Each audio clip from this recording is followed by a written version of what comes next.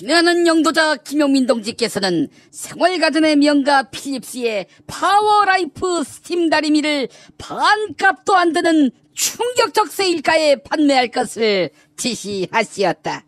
매일 사용할 수 있도록 스팀 글라이드 열판으로 4배 더 길어진 수명에 빠르고 강력한 주름 제거가 가능하며 뛰어난 활주력과 긁힘 방지 기능, 게다가 걸려있는 옷을 위한 수직 스팀 기능까지 내장된 2400와트 성능의 스팀 다리미로 장기 불황에 신음하고 있는 인민들의 주름살을 쫙쫙 펴고 싶다며 위대하신 영도자 김용민 동지께서는 회사 살림이 거덜날 결정을 내리신 것이었다.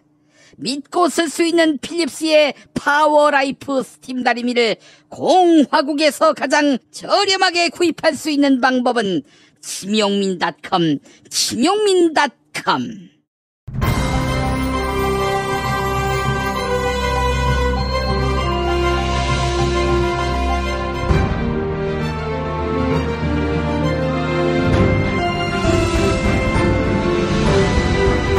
2018년 8월 22일 수요일 김용민 브리핑 2부입니다.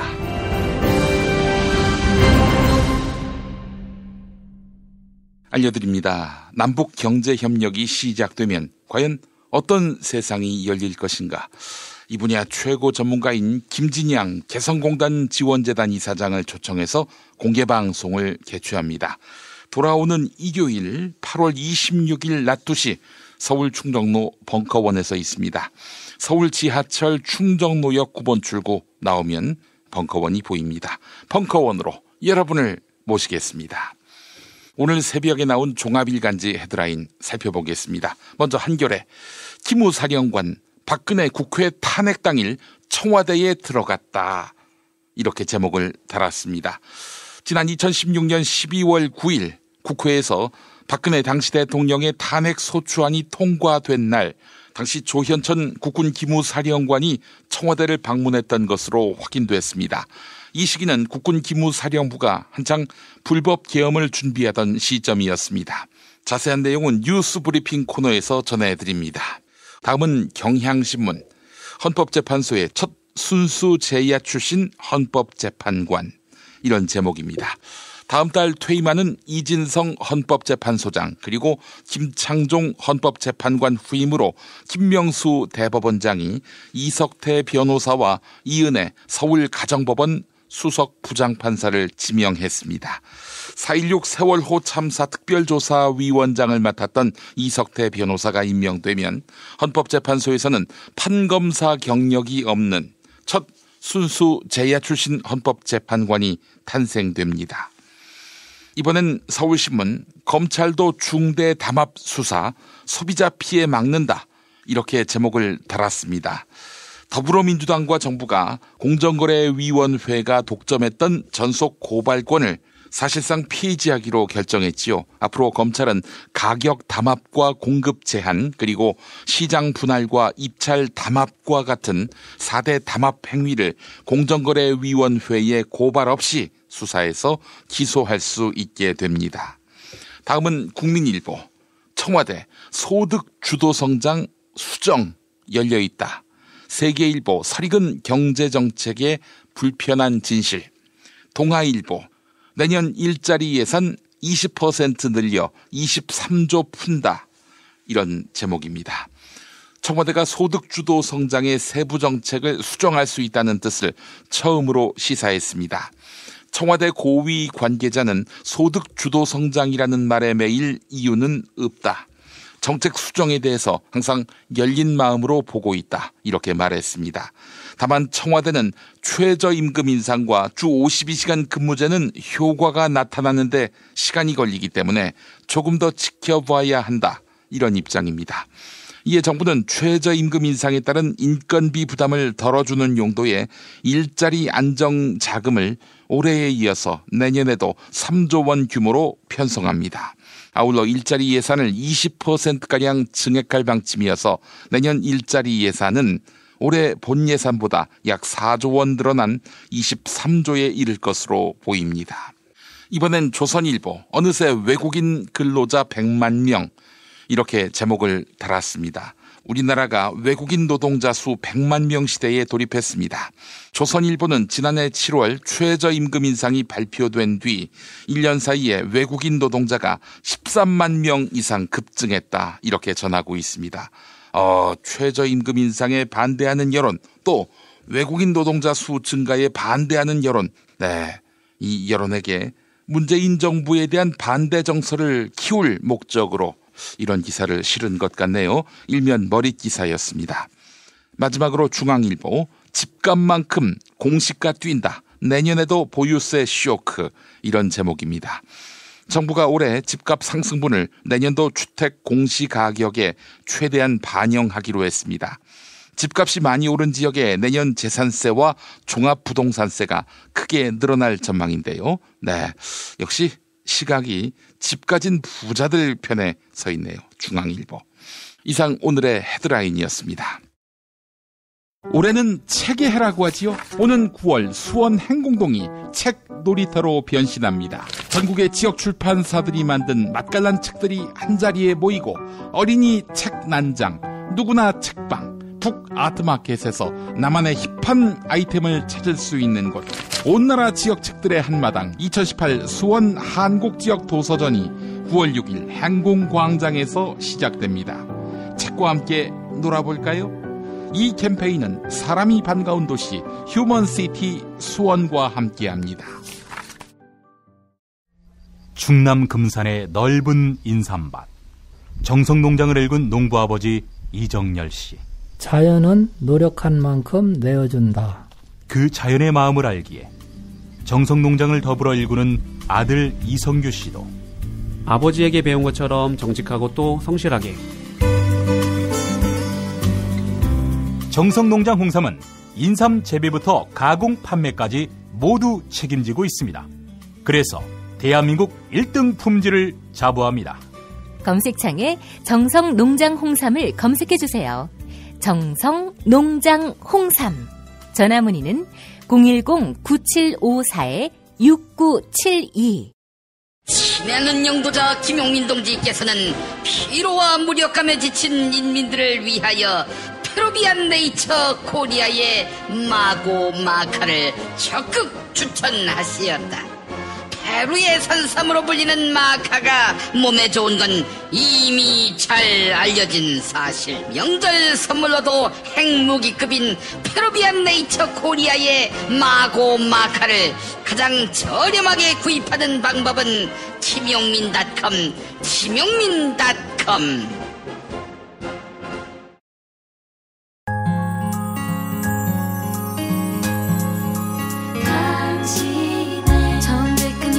자관 김용민과 주파수를 맞춘다. 새로운 아침 특별한 선택 김용민의 뉴스 브리핑. 김용민의 뉴스 브리핑.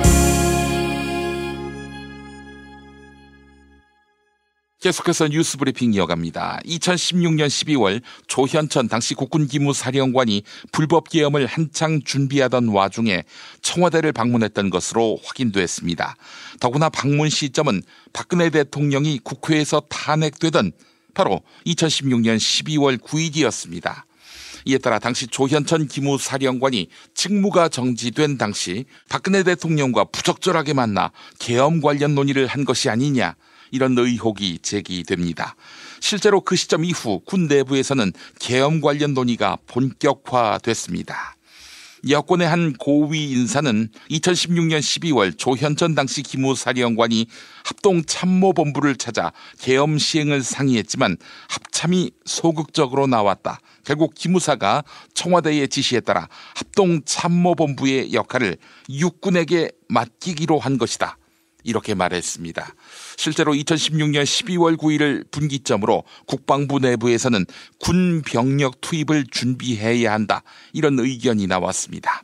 민군 합동수사단은 기무사 계엄령 기획의 목적을 내란 예비 음모로 보고 있는데요. 조현천 전 기무사령관의 행적을 비추어 봤을 때 친위 쿠데타 혐의는 박근혜 정부 청와대로 향할 것으로 보입니다. 한겨레 보도였습니다. 과거 양승태 대법원이 일제 강제징용 피해자들의 재판을 놓고 청와대나 외교부와 거래한 것 아니냐, 이런 의혹이 제기됐는데요. 박근혜 정부는 일본 정부와 은밀하게 추진 중이던 위안부 문제 합의 타결을 위해 법원에다가 강제징용 재판 진행을 최대한 늦추어달라, 이렇게 요청했던 것으로 보입니다. 2014년 김기춘 당시 대통령 비서실장은 박병대 당시 대법관과 윤병세 외교부 장관, 그리고 조윤선 정무수석과 비밀 회동을 열었습니다. 1년 전 열린 회동에 이은 2차 회동이었는데 강제징용 재판 상황을 중간 점검하는 자리였습니다. 당시 정부는 6개월 전부터 일본과 위안부 문제 합의를 위해 국장급 협상을 진행하던 상황이었는데요. 이날 2차 회동에서 박병대 대법관은 강제징용 재판에 대한 상황을 설명했고, 외교부는 강제징용 재판의 연기를 요청했습니다. 위안부 합의를 위해서 정부 부처뿐 아니라 사법부까지 총동원된 셈입니다. 특히 2차 회동에 참석한 박병대 당시 대법관은 2012년 대법원이 전범기업의 손해배상 책임을 인정하는 판결을 할 때 대법원 재판부에 속해 있었습니다. 2년 만에 자신의 판단을 뒤집어가며 청와대의 부적절한 요구를 받아들인 셈이어서 법과 양심에 따른다는 대원칙을 스스로 폐기했다, 이런 비판이 나옵니다. 에라이 친일파들, 아니지 반민족 행위자들. KBS와 한겨레 보도 소개해드렸습니다. 계속해서 일제강제징용 피해자들 재판 관련 소식입니다. 박근혜 정부 청와대가 강제징용 재판의 당사자인 일본 전범기업 측과 지속적으로 접촉했던 것으로 드러났습니다. 일본 전범기업 측 변호인인 김현장 법률사무소와 수시로 접촉해서 구체적인 재판 지연 방안을 논의한 것입니다. 일본 전범기업 변호인이 김현장이었습니까? 검찰은 김현장이 재판부에 정부 의견 제출을 촉구하면 재판부가 그 요청을 받아들이는 식으로 재판 개입이 이루어진 것 아니냐, 이렇게 의심하고 있습니다. 실제로 김현장은 대법원 재판부에 외교부가 의견을 낼 수 있게 해달라, 이렇게 요청했고, 2015년 대법원은 외교부 의견서를 받을 수 있도록 민사규칙을 개정합니다. 그리고 이듬해 외교부는 징용 피해자 손을 들어주면 한일 관계가 파탄날 수 있다, 이런 취지의 의견서를 제출했는데요.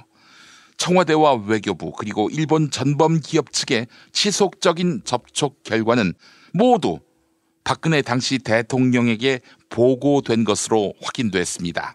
이상은 MBC 보도였습니다. 이명박 정부 역시 법원행정처를 통해서 재판에 개입하려 한 정황이 드러났습니다.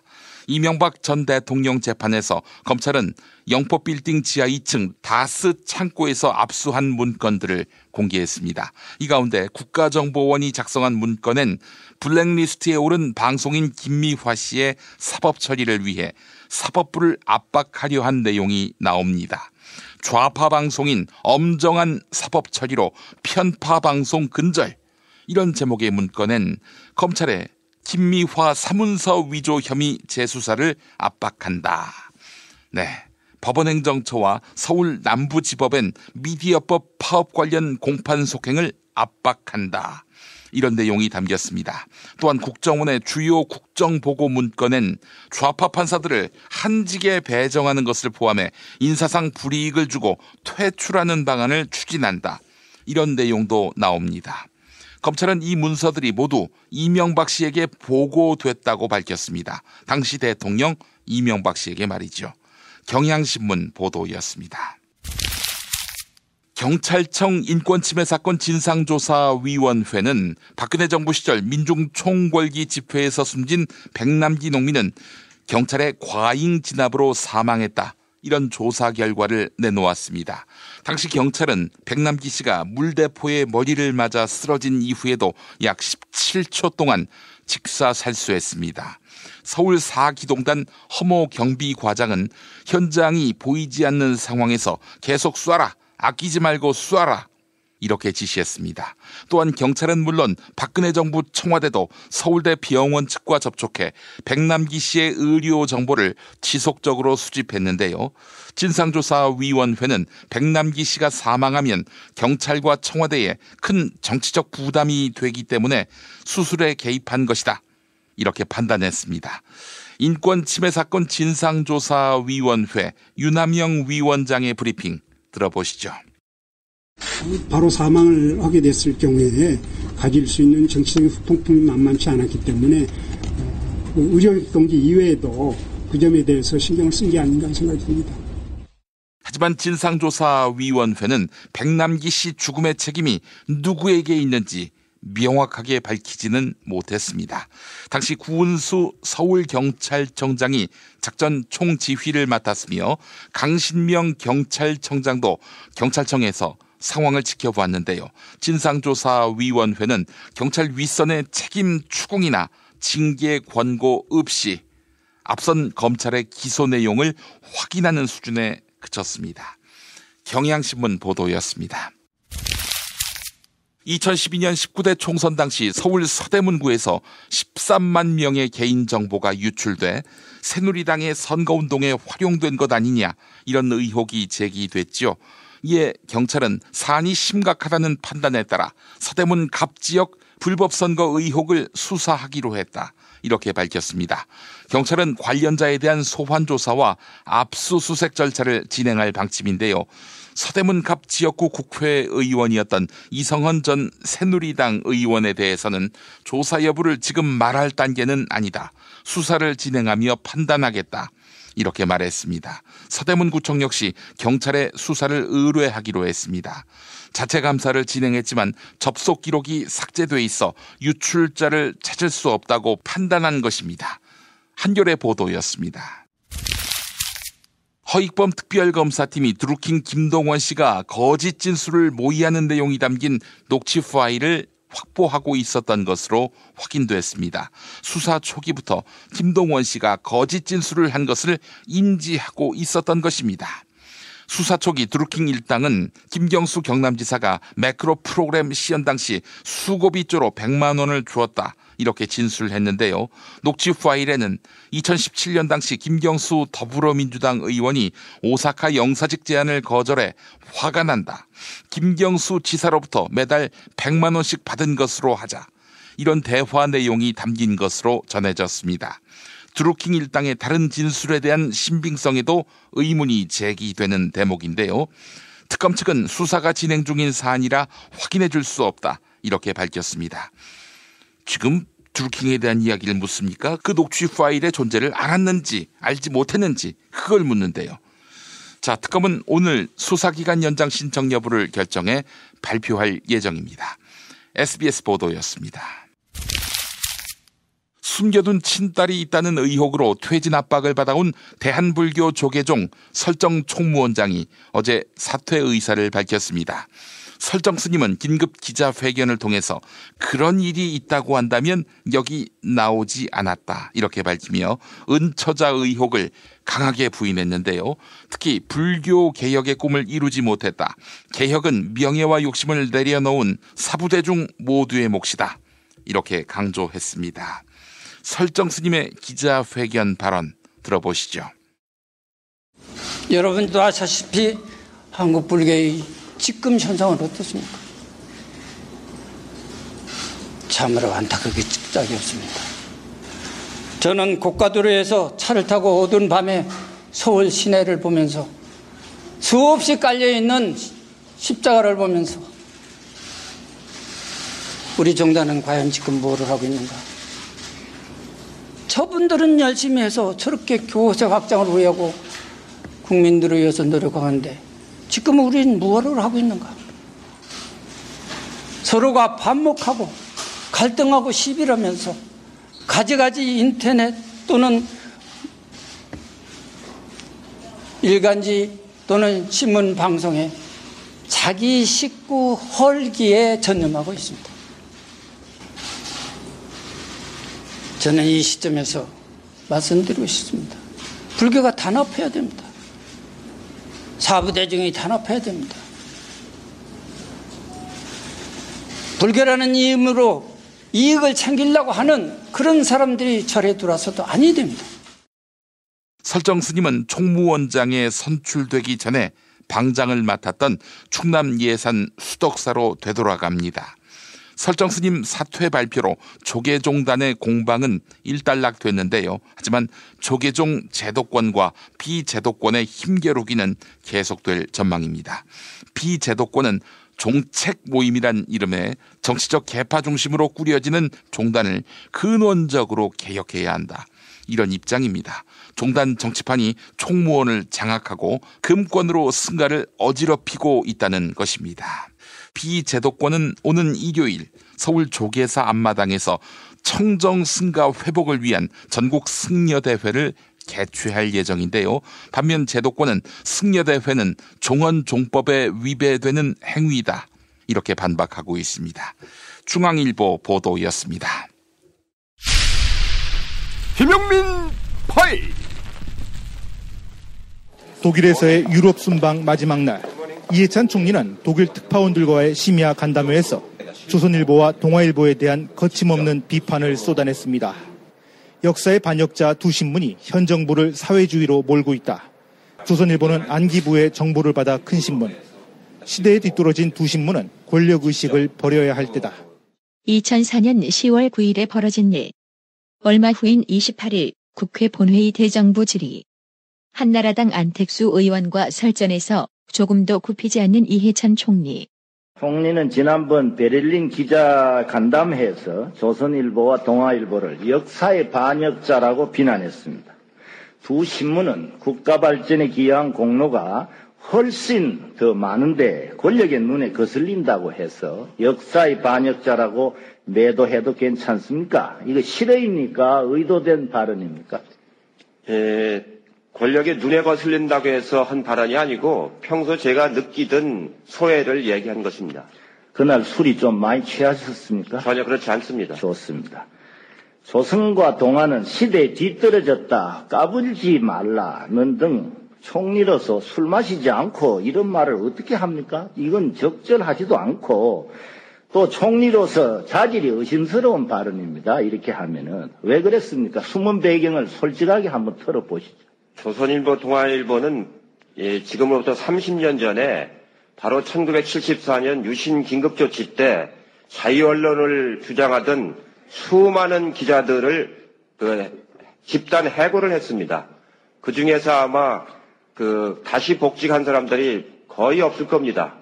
그 유신 타파를 위해서 온 국민이 그렇게 염원하고 있을 때 자유언론 주장하던 분들을 해고를 해서 30년 동안 아직 복직을 안 시키고 있습니다. 저는 그런 점들이 짧게 딱딱 끊어서 중요한 얘기만 해 주십시오. 그런 시대에 반하는, 역사에 반하는 행위를 하고도 그것을 철회하고 다시 회복시키지 않는 것은 역사에 대한 반역이라고 생각합니다. 물론 동아와 조선이 그런 한때 잘못된 부분도 있습니다. 그러나 국가 발전에 기여한 공로는 그것의 수백 배가 됩니다. 총리 분명히 알고 얘기를 하셔야지. 사람도 어디 하나 잘못한 거 그것만 가지고 100% 너 잘못했다 이러면 안 되지 않습니까? 사회 체제도 정부도 신문도 정당도 다 그렇게 흠은 있기 마련입니다. 그런데 그것을 너무 그렇게 심소봉대해서 하나만 갖고 그 신문을 매도해서는 안 된다고 봅니다. 또 총리는 한나라당이 집권하면은 역사는 퇴보한다. 이 오만하고 독선적인 말을 어떻게 할 수 있습니까? 당신 총리 맞습니까? 정말로? 어떠세요? 정색을 한 말이 아니고 가볍게 한 말인데 정색을 하고 가볍게 한 말이라도 기자 간담회에서 이런 말을 할 수는 없지 않습니까? 정색을 하고 질의를 하신다면 제가 답변을 드리겠습니다. 사과하시겠어요? 어때요? 한나라당은 여러분들이 잘 아시고 국민들이 다 아시는 것처럼 지하실에서 찻대기를 하고 고속도로에서 수백억을 들여온 정권이 아닙니까? 그런 정당이 어떻게 좋은 당이라고 할 수가 있겠습니까? 총리, 그래서 얘기하잖아요. 흠집이 없는 사람이 없고 흠 없는 정부, 정당이 없다고 내가 말씀드리잖아요. 어디 그런 얘기를 할 수 있냐 이 말이에요. 제가 말씀드린 게 사실입니다. 사실이라고? 찻대기를 안 했습니까 그러면은? 그래서 흠은 이만큼 있고 잘한 건 이렇게 많은데 그 작은 부분을 갖고 전체를 평가하지 말라는 얘기 아닙니까? 작은 부분이 아니고 이 자리에서 바로 한나라당은 국회의원들이 다수의 위력으로 다른 의원들의 투표를 방해하면서 대통령을 탄핵해서 헌법재판소에 회부하지 않았습니까? 그게 어떻게 있을 수 있는 일입니까? 보시오. 그것 또한 한나라당의 잘못된 그늘진 부분의 하나 아닙니까? 잘한 부분도 있는데 해필이면 그것만 집어냅니까? 어떻게? 참 총리 답답하시고 편협하고 속이 요만큼 좁은 분이시네. 그러면 안 돼요. 그리고 총리께서 이런 정당을 함부로 얘기한다면은 총리의 입장에서 제1야당을 그렇게 폄하하고 비난하면은 총리 자격 없잖아요. 그래서 오히려 헌법체제에 도전하는 노 대통령과 대통령에게 맹목적으로 충성하는 이해찬 총리가 역사를 퇴보시키는 진짜 장본인이라고 저는 생각합니다. 총리 생각 어때요? 의원님은 그렇게 생각하실 건 자유입니다. 그러나 국민들이 판단할 사안입니다. 좋습니다. 됐습니다. 조선동아일보와 한나라당에 대한 망언에 대해서 총리는 어떤 책임을 지겠습니까? 어떤 생각을 갖고 있습니까? 제가 책임질 사안은 없습니다. 없어요. 그러면 끝까지 한번 해보자 이 말씀입니까? 저는 그렇게 누구 말씀대로 없습니다. 그래 한번 해보겠습니까? 예? 언론사에 대해서 품위 유지를 못했고 국정의 한쪽 축인 제1야당을 작심하고 부정하고 말았으니까 깨끗이 그 직에서 물러나는 것이 타당해요. 총리 그만두십시오. 어때요? 생각이 어때요? 의원님의 주장에 의해서 제가 거취를 결정할 사람이 아닙니다. 얼마 뒤 한나라당 홍준표 의원의 추가 공세에도 지난번에 아마 차떼기 발언 보면서 저건 총리로서 그건 적절한 발언이 아니라는 생각을, 적절한 발언이었습니다. 이미 작년에 다 말씀드렸습니다. 잘못됐다는 겁니까? 대정부 정책 질문을 해 주십시오. 아니 그러니까 지금 대정부 질문을 하잖아요. 총리가 한 발언에 대해서 하는 게 대정부 질문입니다. 그 점에 대해서는 더 이상 드릴 말씀이 단 한 자도 없습니다. 잘못됐다는 겁니까? 다 말씀드렸습니다. 그럼 총리의 언론관계 발언도 잘한 겁니까? 더 이상 드릴 말씀이 없습니다. 가장 비판적인 신문인 조선동아가 손학이 있다면 다른 언론과 방송은 총리 발 아래 있습니까? 다 말씀드렸습니다. 그만하십시오. 권력에 취해 오만해질 때 민심은 정권을 떠납니다. 우리 이 점 유의해 주시기 바랍니다. 그로부터 14년 뒤 이해찬의 날은 부식되지 않은 듯 YTN 상무를 혼쭐 내는데 여러 가지 사안에서 국가가 너무 지나치게 개입하는 것이 아니냐 이러한 지적인 것 같습니다. 그렇지 않다고 보시는죠? 개입한 게 어떤 거라고요?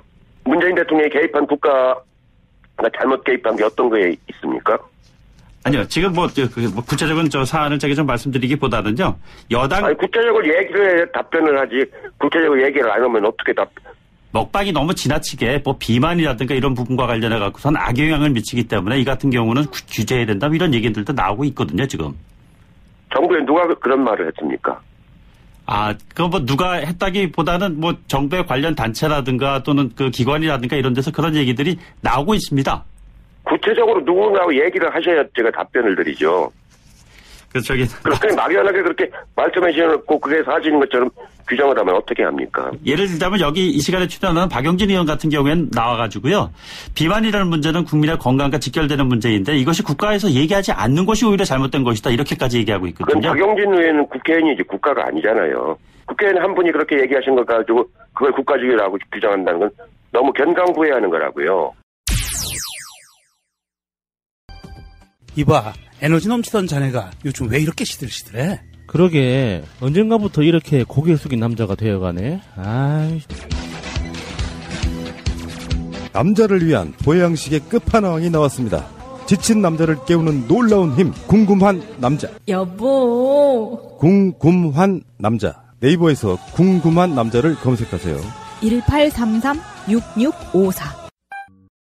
탈모인 여러분, 샴푸 살 땐 반드시 천연 99% 이상, pH 5.5, 피부 자극 1% 미만인지 확인하세요. 2, 3일에 머리 하나 더 빠지는 걸 우습게 보지만 2, 3년이면 정수리만 1000개 차이 납니다. 그렇지만 샴푸로 머리가 나진 않으니 이미 빠진 곳은 어쩌냐고요? 뿌리 깊은 샴푸 두피 영양제가 있습니다. 보건복지부상, 에이펙 최우수 기술상, 발모 촉진 조성물 특허 99%의 효과, 식약처 인증으로 부작용 없는 유일한 모낭 영양제. 가격도 세트로 구입하시면 두피 모발, 피부 개선까지 하루 330원. 뿌리 깊은 샴푸 쇼핑몰에서 기적의 사용 후기도 검색해보세요. 1566-7871. 스페이드 퀴즈입니다. 돌잔치, 칠순잔치, 가게 홍보, 체육대회, 창사기념일. 정답! 기념품! 문제를 끝까지 들으셔야죠. 이럴 때 사용하는 판촉물이나 기념품, 답례품, 단체 선물 등을 취급하는 전문업체로서 국민을 위해 제대로 일하는 언론과 정당에 후원을 하는 판촉물 전문업체는 어디일까요?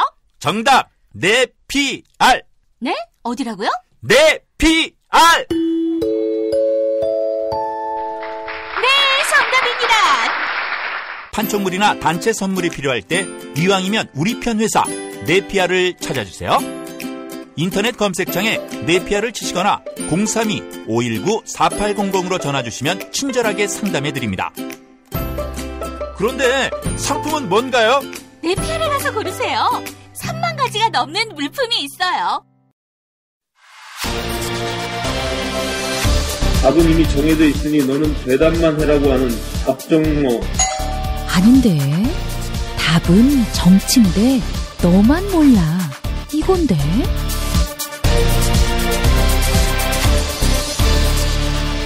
국민보좌관 김성회의 답정너.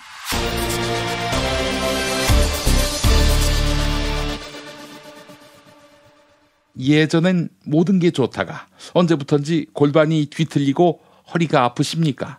중요한 건 몸의 자세입니다. 이젠 바디로직으로 몸을 조율해 보세요. 검색창엔 바디로직, 전화는 031-345-4550번입니다. 이제 답정너로 이어갑니다. 국회 더불어민주당 손혜원 의원실 김성회 보좌관 만나겠습니다. 김 보좌관님. 네, 안녕하세요. 네, 우리 김성회 보좌관님은 86세대 맞습니까? 저는 아니죠. 아닙니까? 그보다는 좀 아랫세대. 예, 그렇습니다. 그리고 전 제 자신을 학번으로 규정을 해본 적이 없어서. 그래요. 저는 사실 좀 안타까운 것이 뭐냐면은, 저도 말하자면 김성회 보좌관님에게는 이제 후배격이지만, 뭐 큰 나이 차이는 없단 말이죠. 그렇지 않아요, 형님? 그렇죠, 예, 그렇습니다. 그런데 좀 안타까운 게 뭐냐면은, 아니, 지금 우리가 다 40대, 이제 50대 다 돼가는데, 어째서 86세대의 이런 굳건함은 변함이 없는 건지 하는 그런 생각이 듭니다. 뭐 한 자리 얻고자 하는 그런 마음이 있다기보다는 이분들 너무 오래 하는 거 아닙니까? 예, 오래 하는 문제도 있지만 그 밑에 세대가 제대로 치고 나가지 못하는 문제도 있고 여러 가지가 있을 텐데 어디부터 시작해야 할지 모르겠지만 일단 명칭부터 한번 돌아보겠습니다. 명칭이 이제 원래는 386이었죠. 386은 86세대가 30대이던 당시에 새로운 정치적, 시대적 흐름을 만들어낼 수 있는 동력이 있었고, 정치권에도 많이 진출을 했고, 모임도 존재했었고, 그 모임의 이름을 이제 본인들끼리 30대, 80년대 학번, 60년대생 이렇게 해서 386이라고 이름을 지었고, 제 기억에는 조선일보 모 기자가 386이란 말을 처음 언론에 보도를 하면서 이것이 말이 돌기 시작했고, 완전히 굳었죠, 그 단어가. 그랬던 것이 있습니다. 그래서 86세대라는 것은 태생부터 80년대 학번, 즉 이제 대학생이 아니면 낄 수 없었던 86세대가 직접 한 것은 아니지만 어쨌거나 노무현 대통령이 검사와의 대화를 했을 때 몇 학번이냐고 물어보는 검사의 무례한 질문, 그 이면에 깔려있는 학번이 없는 자들은 발언하지 말라. 이게 이제 대학생으로서 어떤 우월감, 우월의식이 한참 높았던 때였고요. 그리고 이제 80년대에는 대학도 많지 않았기 때문에 대학생이 드물던 시절이어서 대학생이 특별 취급을 받던 때였죠. 그런 여러 가지 영향들이 있었겠습니다만 그렇게 이름을 정한 것이고 이제 그 세대가 정치적으로 사회적으로 전방위적으로 진출하면서 사실 우리나라로 치면 정규직의 마지막 세대이기도 하고요. 정치적으로도 86세대가 많은 분들이 이제 국회로 진출해서 정계에서 자리를 잡았고 정계뿐만 아니라 사회 각 분야에서도 두각을 나타낸 것이 사실이죠. 그런데 이제 다음 세대가 자연스럽게 크고 발전하는 과정이 뒤따라서야 했는데 이건 뭐 다음 세대의 모자람이 있기도 하고요. 여러 가지 이유들이 복합적으로 걸쳐서 거기에는 86세대가 다음 세대를 키우지 않았다는 비판도 역시 뭐 포함이 되겠지만 그렇게 되면서 정치권에서는 지금 뭐 송영길 후보가 제가 뭐 나이를 갖고 평할 생각이 전혀 없습니다만 어쨌거나 올해 57세신데 환갑을 3년 앞뒀는데 이제 청년 정치인 것처럼 이제 세대 교체하는 것처럼 표현하는 것 자체는 이제 젊은 분들이 보기에는 사실 57이나 70이나 이런 기분이 좀 들었겠죠. 다른 두 분보다는 젊으니까 아마 그런 자평이 가능할 것 같은데. 근데 뭐 이해찬 후보도 60대고 해서 큰 차이는 없다고 봐야죠. 예. 제가 봤을 때는 말이죠. 김대중 대통령이 발탁한 거 아닙니까? X86세대가. 그들도 역시 누군가의 끌어줌이 있었기 때문에 여기까지 온 건데 그럼 당연히 후대도 끌어주는 것이 마땅한 게 아닌가 싶은데 너무나 지금 후대들이 전혀 크지 못하고 있어요. 아니 뭐 저는 이 X86세대가 이제 물러나야 한다. 그 윗세대는 이제 용도 폐기돼야 한다. 뭐 이런 얘기를 하는 건 아니고요. 나이가 뭐 정치적 진정성, 실력을 설명하는 건 아니지 않습니까? 근데 지금 뭐 40대들이 행정관, 비서관도 아니고 뭐 정치 전면에 이렇게 나서지 못하고 백스테이저에 있는 것은 좀 안타깝습니다. 뭐 저를 뭐 어떻게 발탁해달라 이런 얘기는 절대 아니고요. 전 그럴 생각도 없을 뿐더러. 다만 이 실력과 진정성을 가진 이런 세대들이 다 물려 있는 게 아닌가. 저는 그렇게 또 판단되고요. 그래서 이거는 참 구조적으로 문제다. 참여정부 때도 그렇게 잘 나가시던 분들이 지금도 잘 나가면은 어쩌자는 건지 하는 그런 생각도 막연히 해봐요. 예, 뭐 그때 청와대 행정관 했던 분들이 다시 이번에 청와대 선임행정관 비서관으로 들어가는 경우들도 있고 이제 뭐 그런 문제가 있는 거죠. 저 역시도 뭐 그 다음 세대로서 왜 난 안 껴주냐는 얘기를 드리는 건 아닌데 이제 그 부분을 좀 보면 86세대가 힘을 가지고 있다 이제 힘이 점점 약해지는 것도 이제 같은 문제 의식인 건데요. 자기 후배를 키워서 패거리 정치를 하자는 것은 아니지만 어쨌거나 같은 신념을 갖고 있고 같은 정치적 입장을 가진 세대적으로 연령적으로 어린 사람들을 계속 영입을 하고 그런 새로운 정신들이 들어와서 정치권에 어울려야 지금의 이제 뭐 예를 들면 당대표 도전했던 이인영 의원이나 현재 도전하고 있는 송영길 의원 이런 분들이 다음 세대를 영입했다면 그래 그 다음 세대하고 같이 정치적 뜻을 같이 해왔다면 지금 당대표 선거 나갈 때 청취자분들이 보시기엔 욕하는 병풍의 역할을 해줄 사람들이 있었을 것이거든요. 그래서 이게 근데 다 지금 다 친구들이고 동갑내기고 이러니까 누가 누구 뒤에 서고 누가 앞에 서고 이게 잘 안 되는 거예요. 그러니까 이제 정치적으로 세력화를 하려면 본인들이 발탁한 사람들과 함께 어우러지는 게 있어야 되는데 지금 현재 86세대들은 그런 것이 없던 아주 큰 문제점을 갖고 있다고 봐야겠죠. 그것이 해결이 지금 안 되고 있는 과제라고 보여지고 그 부분에 대해서는 좀 이제 개선이 되어야 하는데 그러니까 뭐 느닷없이 청년 정치 하자 그래서 30대 한두 사람 국회의원에 끼워 넣는 것으로 해결할 문제는 아니라고 생각을 하고요. 이 문제에 대해서는 좀 더 깊게 생각하고 86세대뿐만 아니라 그 다음 세대도 같이 공생을 모색하는 가운데 자리를 만드는 과정들이 있어야 되지 않겠나 싶은 생각을 하고 있습니다. 네. 그 다음 세대도 사실 진짜 반성해야죠. 아니 왜 자기 스스로 그렇게 클 생각은 안 하고 선배들이 길을 열어주기를 바라는가 이런 질문 앞에 사실 할 말이 없을 것 같아요.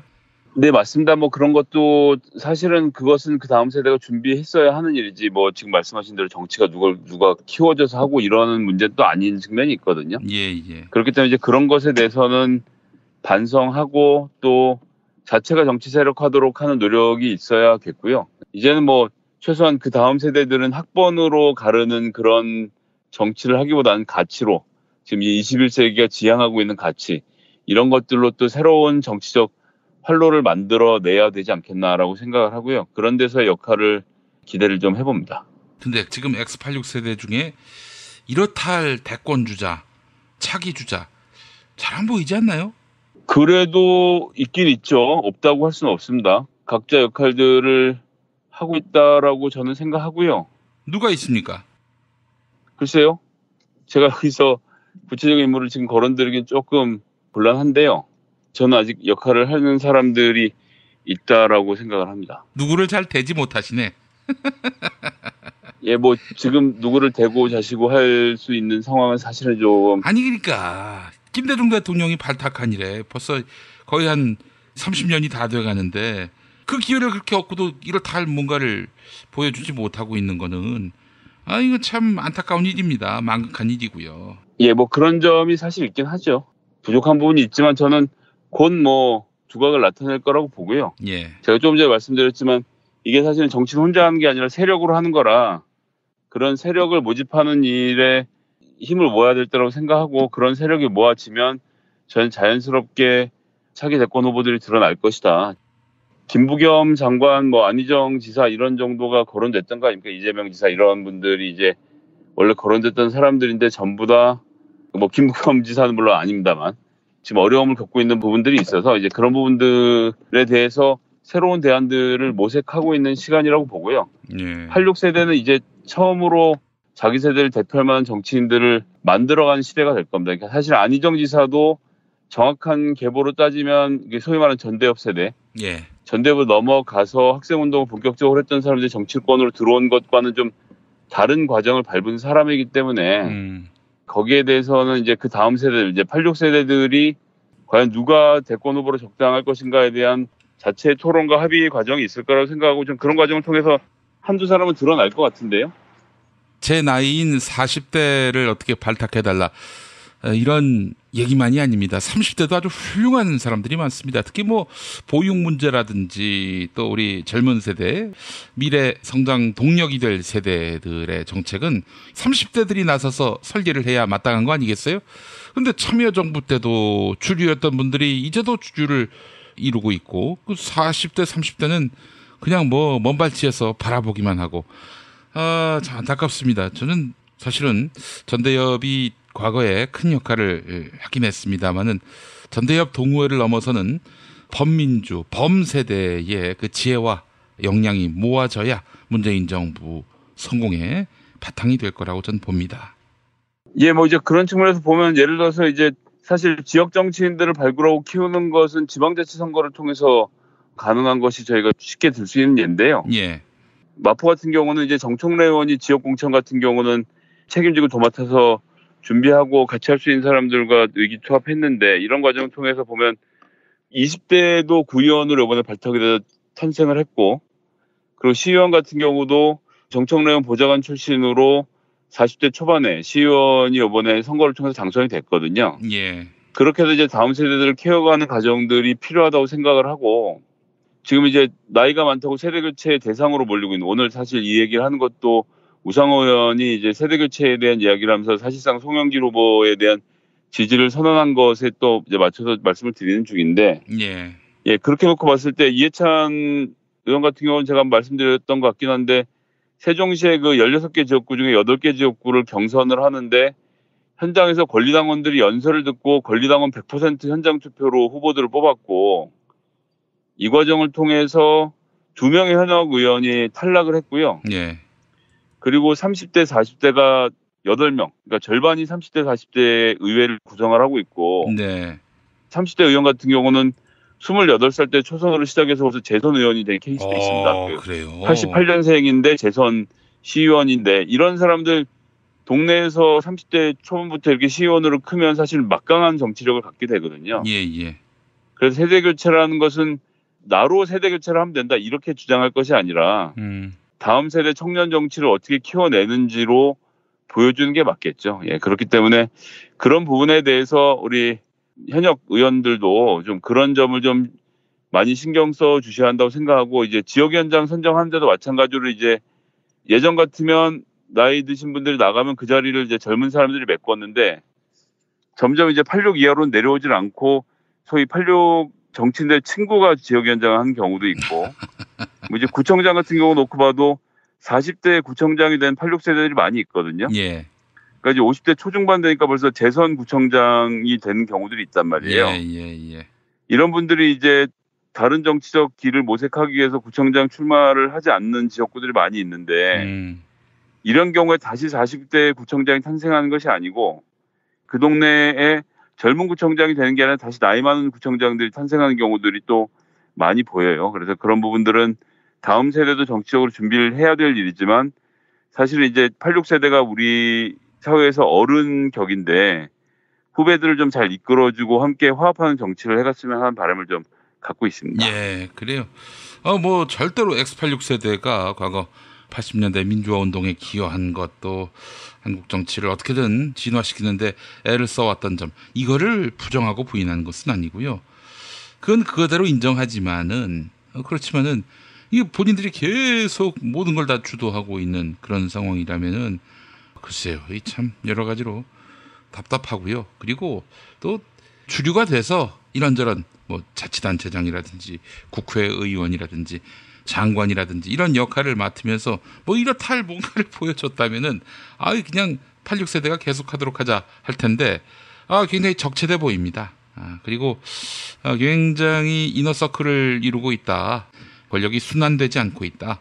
이런 느낌을 갖게 한다면은 이젠 좀 생각을 달리 해야 될 때가 아닌가 하는 그런 마음을 먹게 됐습니다. 예. 자, 김성회 보좌관님, 오늘 이걸로 얘기 끝내도 되겠어요? 예, 알겠습니다. 분량 충분히 나왔습니다. 네네. 그럼 그렇게 마무리 지겠습니다. 예. 예. 자, 내일 뵙겠습니다. 네, 감사합니다. 다이어트를 위한 꿀팁. 동결건조 채소와 곡물, 단백질, 그리고 효소와 비타민, 미네랄로 만든 다이어트 전용 그린 스무디로 하루 한두 끼만 바꿔 드세요. 비타샵에서 만나요. 소중한 사람들과 마음을 나눌 때 딱 좋은 술이 있습니다. 몸에 좋고 맛도 더욱 좋은 녹구의 눈물을 김용민닷컴이 가장 저렴한 가격에 판매합니다. 영절 선물로도 좋습니다. 녹구의 눈물. 큰맘 먹고 떠나는 제주여행, 제주 렌트카 대여 협동조합과 함께하세요. 제주 렌트카 대여 협동조합은 제주도 내 렌트카들을 한자리에서 예약할 수 있고 정직한 가격에 신차를 우선 배치해드립니다. 홈페이지 jercr.co.kr이나 전화 064-713-2435로 연락주세요. 우토로 마을에는 태평양 전쟁 당시 군 비행장 건설을 위해 강제 동원된 조선인들의 아픈 역사가 있습니다. 우토로 평화기념관 건립을 위해 당신의 참여가 필요합니다. 기억할게 우토로 캠페인 아름다운 재단. 생활인을 위한 꿀팁. 집 두 채에 월 10,000원 화재보험 카페. 화재 배상, 심지어 도난 피해까지. 여기에 더해 가전제품 고장 수리비까지. 연중 무휴라 언제든 02849-9730. 허리가 아파요. 아랫배가 나와요. 골반이 바로 서야 건강도 아름다움도 바로 섭니다. 바디로직을 입으세요. 토크밴드의 입체적인 탄력이 틀어진 골반을 바로잡습니다. 간편하고 확실한 골반 교정 타이즈 바디로직.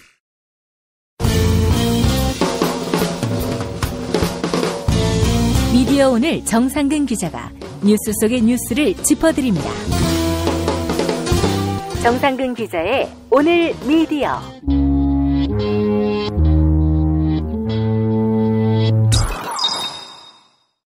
탈모는 막아주고 빠진 머리는 다시 나게 하는 18,000원짜리 뿌리 깊은 샴푸 두피 영양제. 돈 많이 들고 효과 없다고 포기하신 분들 딱 한 달만 뿌려보시기 바랍니다. 효과 없다면 환불된다고 하네요. 네, 전화는 1566-7871번입니다. 오늘 미디어로 이어갑니다. 정상근 기자 만나겠습니다. 정 기자님.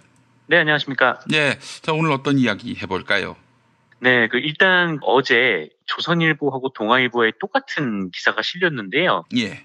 어느 아파트가 최저임금 때문에 경비원을 감축한다라는 내용의 보도였습니다. 근데 뭐 여기까지는 이게 수고 언론들이 매번 하는 얘기여서 전혀 새롭지는 않은데요.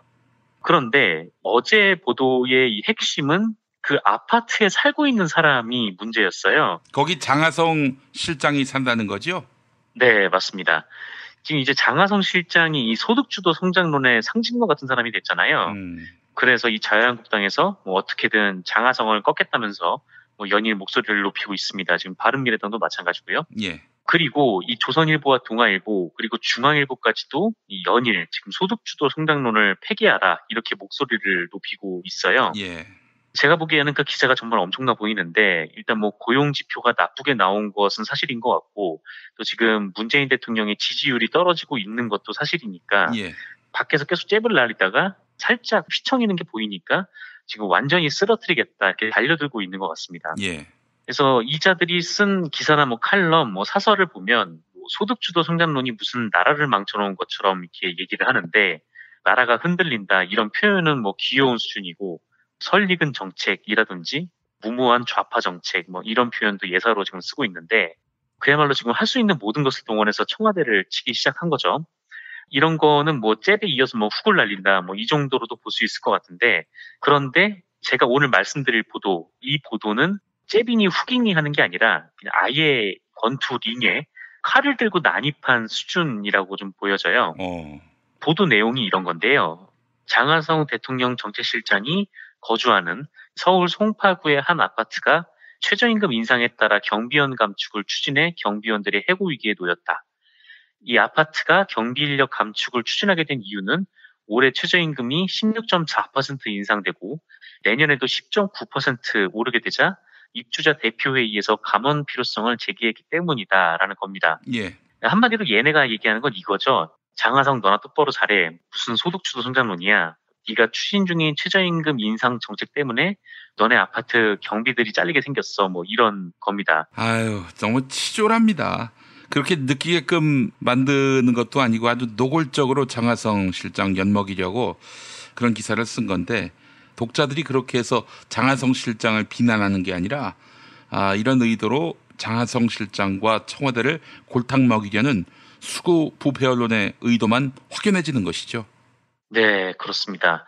근데 어쨌든 뭐 이 청와대가 추진 중인 뭐 소득주도 성장 정책에 대해서는 반대는 할 수 있죠. 뭐 청와대랑 정부 사이에서도 뭐 이견이 있고 갈등이 있는데 뭐 어쨌든 이거를 조정하는 과정에서 뭐 좋은 결과가 도출되지 않겠습니까? 그래서 뭐 정책적인 부분에서 뭐 이견을 제시하는 건 좋은데 지금 얘네는 정책이 아니라 사람을 비열하게 물어뜯고 있는 거죠. 예. 장하성 실장 아파트에 경비 노동자가 해고되는 게 지금 장하성 실장 때문입니까? 그건 아니잖아요. 예. 지금 아파트에서 뭐 경비 노동자들 해고시키지 말고 뭐 주민들이 1,000원, 2,000원 내서 그냥 함께 가자라는 분들도 많은데 만약에 그 아파트에 장하성 실장이 살고 있으면 이 조중동이 뭐 이런 주장하지 않겠냐고요. 뭐 당연히 하겠죠. 예.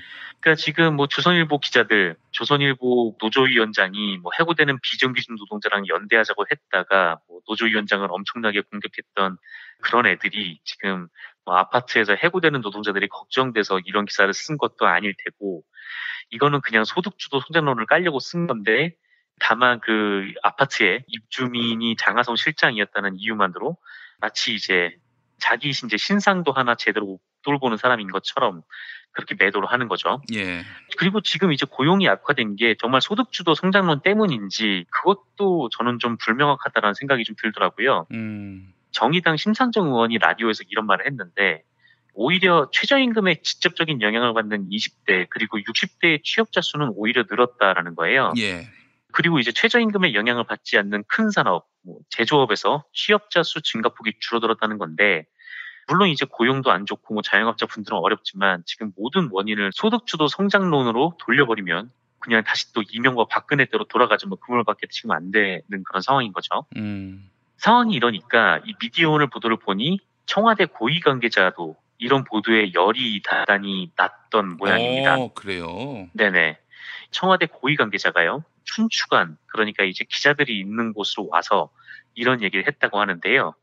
우리가 지켜야 될 어떤 선은 있다고 생각을 하고 그것이 정책을 추진하는 사람들에 대한 정책적 비판으로 귀결되고 집중됐으면 좋겠다라는 얘기입니다.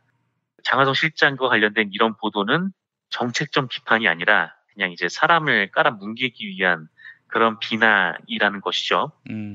여기저기서 이제 경기 지표가 뭐 안 좋고 뭐 우려되고 뭐 그런 얘기가 있다고 하는데 이한배 선배의 전에 말씀을 들어보니 지금 언론에 보다 너무 지나치다고 말씀을 하시긴 하더라고요. 그래서 저도 그렇게 생각이 드는데 박근혜 때 그리고 이명박 때 어려웠던 게 뭐 참여정부 때문이다 이렇게 지랄을 하던 자유한국당과 조선일보류가 문재인 정권이 지금 남 탓한다고 난리를 하는데 문재인 정부가 언제 남 탓을 했는지도 저는 잘 모르겠습니다. 장하성 실장이 뭐 어느 아파트에 사는데 이 아파트에 있었던 일까지 장하성 실장이 입주자를 전원을 대표하는 사람도 아닌데 이런 기사까지 나오는 걸 보면 저들의 공세가 심해지고 집요해졌음을 느끼게 하는데요. 정부도 그렇고 뭐 청와대도 그렇고 지금 언론 수용자인 우리들도 보다 철저한 대비가 있어야 하지 않나 좀 이런 생각도 함께 들었습니다. 그래요. 국가안보를 그렇게 중시하는 조선일보, 미국의 군사력에 도움을 받아서라도 안보를 지켜야 한다라고 하는 조선일보 사주일가의 병역 상황을 한번 취재해봤으면 좋겠어요. 뭐 그렇게 된다면은 불만이 없을 거 아니겠어요? 그것과 관련돼서 미디어오늘이 한번 취재를 해서 보도를 한 적이 있었는데 조선일보뿐 아니라 조중동의 사주일가가 평균적으로 이제 군면제를 받는 일반인들의 비율이 있지 않겠습니까? 그 비율보다 훨씬 높다라는 통계를 낸 적이 있었거든요. 면제율이. 네네. 그거는 내일 간단하게 좀 말씀을 드리겠습니다. 아이고 참 웃기는 조선입니다. 자, 다음 소식은요. 네, 웃기는 조선 얘기를 하나 더 해볼까 하는데요. 이게 미디어오늘에 재밌는 기사가 하나 있어서요. TV조선이 채널명이 TV조선 아닙니까? 근데 이 TV조선에서 조선자를 떼버리는 방안을 고민 중이다라고 합니다. 이유는 되게 단순한데요. 이 TV조선이라는 브랜드가 가진 이미지가 역 같아서 뭐 그렇다고 하는데 TV조선의 이미지가 나쁜 게 아니라 TV조선의 모체인 조선일보의 이미지가 나쁜 거겠죠? 네, 그렇죠. 조선일보의 이미지가 나쁜 거고 그리고 조선일보를 끌고 온 방가 이미지가 아주 나쁜데 그렇죠. 그 TV조선에 뭐 조선자를 바꾼다고 뭐가 달라질지 모르겠습니다. 근데 어쨌든 지금 내부에서는 TV조선이라는 브랜드가 좀 올드하고 편파적인 이미지가 강하다. 좀 이렇게 보는 것 같아요. 그래서 이 미디어오늘에서 이 TV조선 내부 이야기를 들어본 모양인데 지금 TV조선이 굉장히 좀 프로그램을 다변화하려고 노력 중이거든요. 사실 드라마, 뭐 예능, 뭐 이쪽으로 지금 투자를 좀 하고 있고 그래서 새 시청층을 유입을 하려고 하고 있어요. 그래서 이 전략과 맞물려서 채널명까지 바꾸겠다라는 거를 검토 중이라는 거죠. 그런데 이에 대해서 지금 방상훈 조선일보 사장을 포함해서 조선미디어 그룹의 시니어들은 그러니까 나이가 좀 있는 사람들은 다소 미온적이다라고 하더라고요.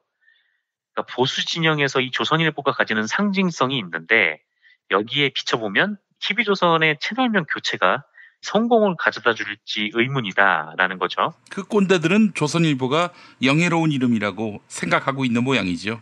네, 그런 것도 있기도 하고 그리고 또 이럴 수도 있겠죠. 그러니까 아니 지금 TV조선 보는 사람들이 지금 어르신들밖에 없는데 그거를 탈피한다고 뭐 우리가 좋아지겠냐 뭐 이런 얘기인 것도 같아요. 반면에 방정호 전무 등 젊은 세대들 같은 경우에는 채널명 교체에 비교적으로 우호적인 입장이라고 합니다. 이게 지금 채널명 교체를 포함해서 쇄신하는 방안이 TV조선의 새 바람을 불어다 줄 수 있다는 건데 한마디로 지금 아버지랑 아들이랑 의견이 엇갈린다라는 거죠. 그래서 이게 실제로 TV조선의 채널명을 바꾸는 걸로 이어질지는 모르겠습니다만 TV조선이 최근 한 2주 정도 전부터 화면에 노출되는 로고를 바꿨다라고 하더라고요. 그렇더라고요, 보니까. 네네. 원래는 TV하고 한글로 조선 이렇게 쓰여 있었는데 그거를 영어로 다 풀어가지고 뭐 TV, 뭐 CHON 막 이런 식으로 가지고 뭐 TV조선 이렇게 바꿨다고 합니다. 그것도 이미지를 희석시키려고 하는 거 아닌가 뭐 이런 해석이 나오고 있지만 물론 시청자들이 그 정도 바보는 아니죠. 어쨌든 이 TV조선 일각에서는 채널명 교체가 본격화되면 뭐 시청자들을 상대로 뭐 대국민 채널명 공모전 뭐 이렇게 한번 열어보는 것도 어떠냐 뭐 이런 아이디어가 나온다고 하는데요. 어쨌든 이 TV조선이 지금 변화를 위해서 몸부림을 치고 있다라고 합니다. 뭐 지상파 PD들을 수여해서 뭐 예능도 여러 가지를 좀 론칭을 했고 아내의 맛이라는 예능 같은 경우에는 초반에 한 3% 정도 나와가지고 좀 성공작으로 평가가 된다라고 하더라고요. 이렇게 되면은 또 예능 프로그램이 늘어나면 이상한 사람들이 나와서 떠들어대는 좀 이상한 시사 프로그램들도 줄 것으로 보입니다. 근데 다만 이 보도는 잘 모르겠다고 하는데 일단 방정호 대표 역시 보도와 관련해서는 보수 논조는 유지하자라는 입장이라고 해요. 그것까지 포기하기에는 자기 감당할 수준을 넘어서는 거죠. 그렇죠. 그래서 과연 이 TV조선의 채널 변화 전략이 성공할지 개인적으로는 하나도 관심 없고요. 얼른 망하기나 했으면 좋겠다는 말로 브리핑을 마치겠습니다. TV조선 이럴 줄 알았습니다. 사실은 우리 나이 드신 유튜브 시청이냐 TV조선 시청이냐 이 고민하는 분들만 갖고는 방송할 수가 없어요. 또 그분들이 주력 소비층이라고 볼 수 없기 때문에 광고주들이 기본적으로 좋아하지 않아요. 뭐 이렇다 저렇다 해도 JTBC처럼 젊은이들이 많이 보는 채널, 이 채널을 선호하기 마련이죠. 그런데 지금 TV조선이 계속 그렇게 어르신들 상대로 마케팅하다가는 명맥을 이어갈 수도 없고 또 젊은 방정호가 보기에 답이 안 보이는 거죠. 그래서 어떻게든 한번 이미지를 씻어서 새로운 케이블 TV로 출발하고 싶은데 우선 방정호 씨는 장차연 씨 문제부터 해결하고 그다음 경영 구상을 해야 될 거라고 생각을 하고요. 네, 지금 뭐 답이 안 보이는 게 뭐 TV조선뿐만은 아니죠. 본인도 지금 답이 보이는지 잘 모르겠습니다.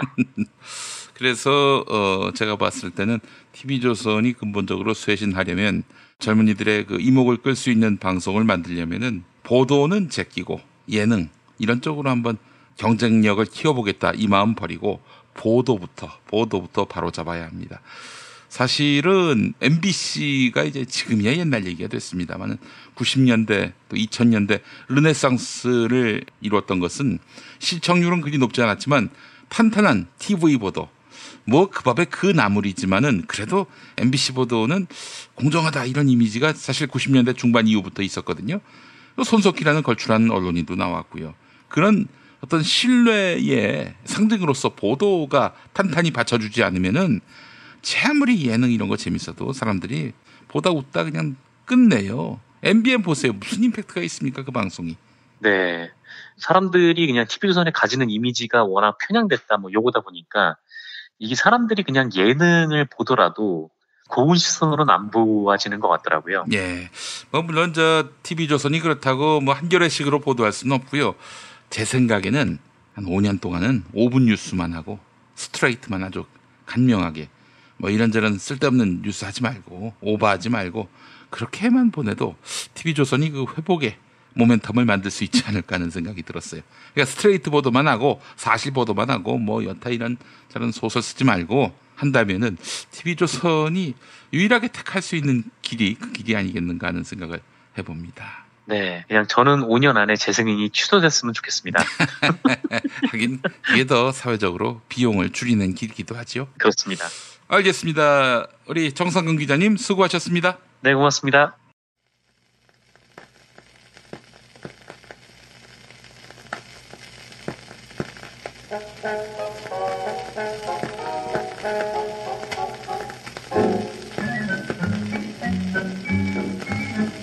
집채만한 파도가 쉴 새 없이 밀려오고 도로에는 금세 물이 차오르고 있습니다. 태풍 솔릭이 일본을 이렇게 덮치고 있는데요. 자, 솔릭은 당초 예상보다 더 서쪽으로 다가와 내일 저녁 중부 서해안에 상륙할 것으로 보입니다. 폭염은 보내버리고 피해는 최소화되는 유익한 태풍이 되기를 바랍니다. 이지연의 바람아 멈추어다오 잠깐 듣고 오겠습니다.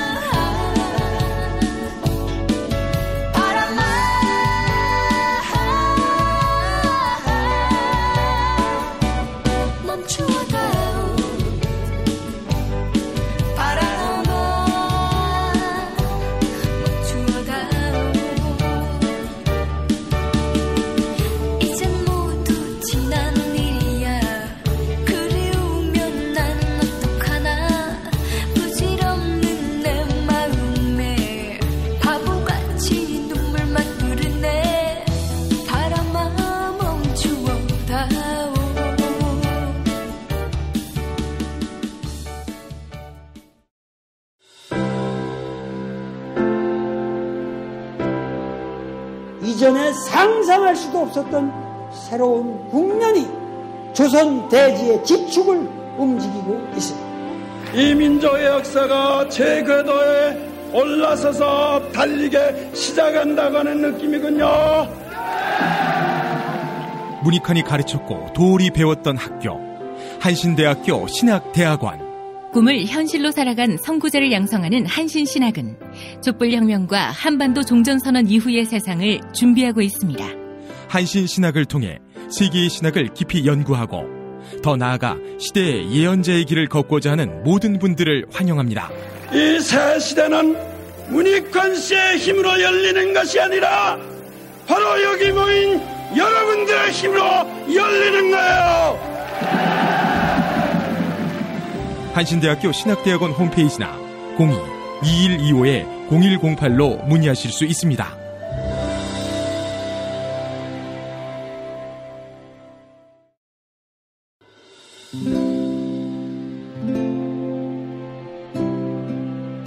문익환 목사님은 우리 남북 관계에 있어서도 큰 정기를 마련해 주셨습니다. 늦봄 문익환 목사 탄생 100주년. 민주화와 통일운동을 위해 11년 4개월간 옥고를 마다하지 않은 행동하는 양심.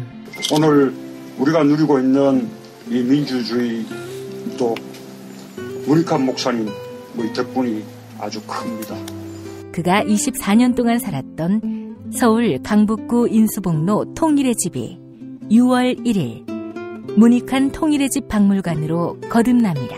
사람들이 이렇게 항상 북적북적 이렇게 했던 공간이라 아버지한테만 아니라 우리 모두들한테 굉장히 큰 의미가 있는 통일의 역사를 기억하며 통일의 길을 모색하는 문익환 통일의 집 박물관 기념사업 추진위원으로 함께해 주시겠습니까? 이건 단지 어떤 유가족들의 유산이 아니라 우리 시대가 가지고 있는 유산이기 때문에 자세한 안내는 포털 사이트에서 문익환 통일의 집을 입력해 주세요.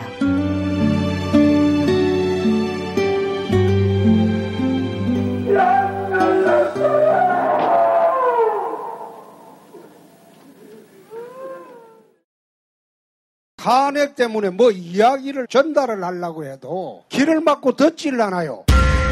회족 수준으로 쪼그라든 한국 보수. 회생의 길은 과연 있을까?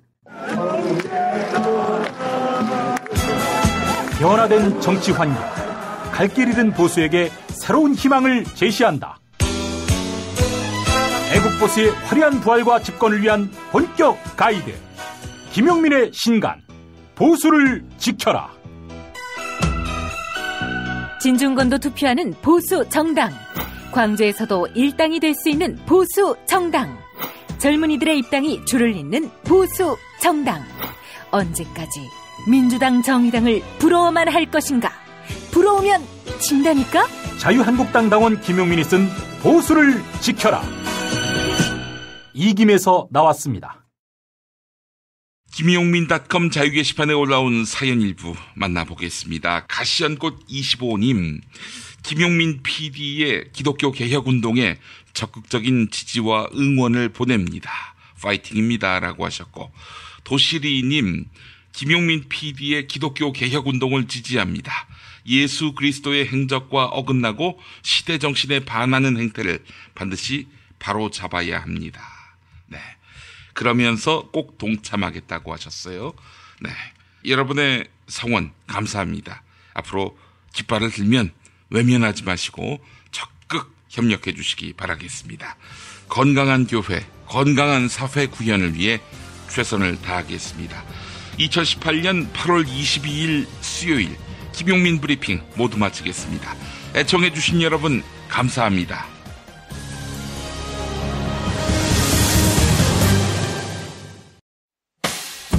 김용민 브리핑과 함께한 시간 어떠셨어요? 다음 시간에도 보다 바르고 알차며 즐거운 정보로 여러분을 찾아가겠습니다. 팟캐스트 포털 팟빵에서 다운로드하기, 구독하기, 별점 주기, 댓글 달기로 응원해주세요. 잊지 마세요. 다운로드하기, 구독하기, 별점 주기, 댓글 달기.